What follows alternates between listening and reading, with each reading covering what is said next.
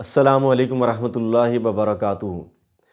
صحیح بخاری اور صحیح مسلم میں حدیث ہے، حضرت ابو ہریرہ رضی اللہ تعالیٰ عنہ فرماتے ہیں کہ ایک مرتبہ نبی صلی اللہ علیہ وآلہ وسلم مسجد میں تشریف فرما تھے، تو ایک شخص آیا اور آ کر نماز پڑھی۔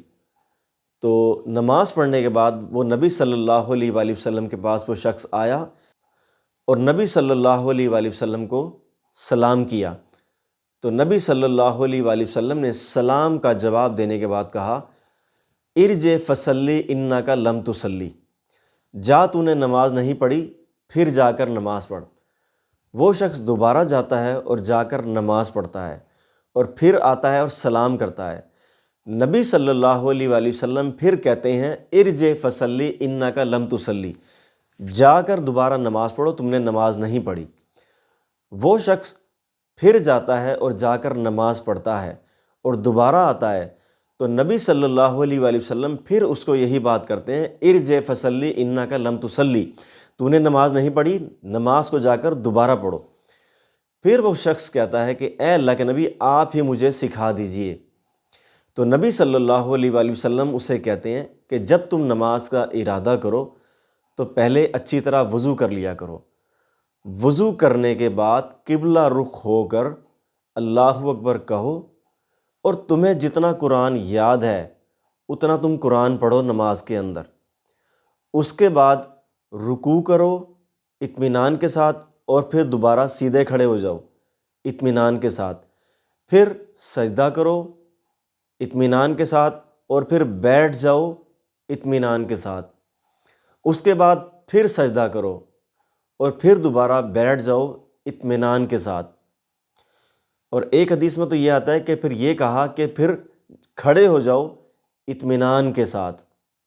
اور نبی صلی اللہ علیہ وآلہ وسلم نے فرمایا کہ پھر تمام نمازیں فرضی ہوں یا نفلی ہوں اسی طرح پڑھا کرو۔ ہمارے ہاں عمومی طور پہ یہ دیکھنے میں آتا ہے کہ بعض لوگ آتے ہیں اور نماز پڑھتے ہیں اور بہت تیزی سے نماز پڑھ کر چلے جاتے ہیں۔ نہا رسول اللہ صلی اللہ علیہ وآلہ وسلم عن النکرۃ الغراب، نبی صلی اللہ علیہ وآلہ وسلم نے نماز میں کوے کی طرح ٹھونگے مارنے سے منع فرمایا ہے۔ یعنی یہ جو سجدے پہ سجدہ کرنا ہے، فوری سجدے پہ سجدہ کرنا، اس سے نبی صلی اللہ علیہ وآلہ وسلم نے منع فرمایا ہے۔ بلکہ نبی صلی اللہ علیہ وآلہ وسلم تو دو سجدوں کے درمیان دعائیں پڑھا کرتے تھے، جن میں سے ایک دعا یہ ہے، اللہم اغفر لی ورحمنی وجبرنی ورفعنی واہدینی وعافنی ورزقنی۔ اللہم اغفر لی، اے اللہ مجھے معاف کر دے، ورحمنی اور مجھ پر رحم فرما، وجبرنی اور میرے نقصانات پورے کر دے، ورفعنی اور مجھے بلندی عطا فرما، واہدینی اور مجھے ہدایت عطا فرما، وعافنی اور مجھے عافیت عطا فرما، ورزقنی اور مجھے رزق عطا فرما۔ یہ نبی صلی اللہ علیہ وآلہ وسلم کی وہ جامع دعا ہے جو نبی صلی اللہ علیہ وآلہ وسلم اپنی نماز کے دو سجدوں کے دوران پڑھا کرتے تھے۔